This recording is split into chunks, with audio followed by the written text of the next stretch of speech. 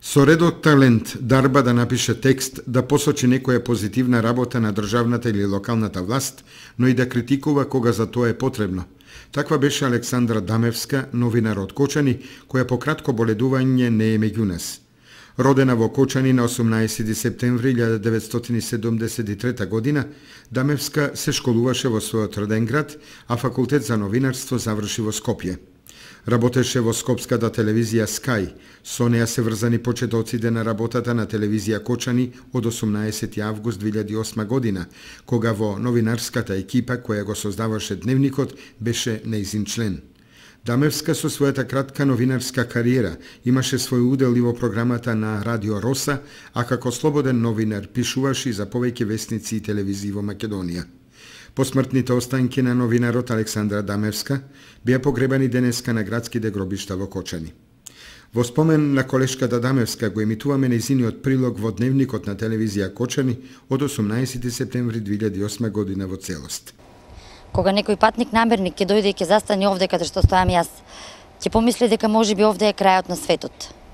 Меѓутоа не е, бидејќи од тука беше почетокот на снабдувањето на хартија на цела бивша Југославија. И не само хартија. Повеќе од 80 години пругата во Кочани ги пречекуваше и испраќаше вагоните и луѓето. Многу светски трговски патници ги користеа услугите на нашата железница. И потоа молк. Тоа го почувствуваа не само оние што живеат веднаш до железничката, туку и останатите наши сограѓани.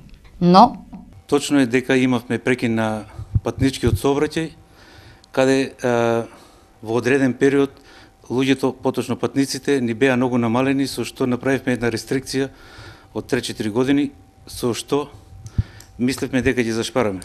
Во поново време, поради зголемената потреба од услугите на возниот сообраќај, обраќањето на линија Кочани-Скопје е засилено. Се покажа дека луѓето се заинтересирани за патување со воз и затоа го воведовме возот во редовна линија, така да се сообраќа секојдневно 2 пати во денот, насавеле во 6 часот и навечер во 18:25 минути. Тоа што повторно се врати модата на патување со воз, како поради ефтините цени, така и поради големата комотија, е за поздравување. Врска према Битола имаме само со сабалешниот воз и за враќање за назад, додека навечер немаме врска према Битола. Сега за сега во декември правиме напори да направиме и насабали и навечер врска.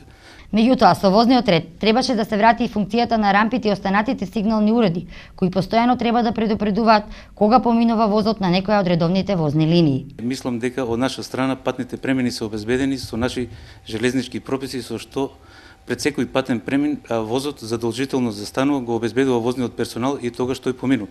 За некаква технологија напредна ќе стане ли? Па сега во моментот не можеме да збориме за понапредна технологија, затоа што знаеме во какво време живееме, размислуваме на тоа, но пошто трошковите се многу големи и за тоа сега за сега останува во перспектива.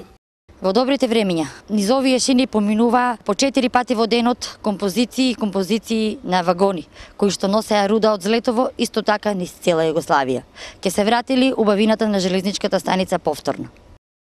Новинарските статии и белешки на новинарот Александра Дамевска ќе останат меѓу нас нејзините колеги како убав спомен на едно време и на еден прерано завршен живот.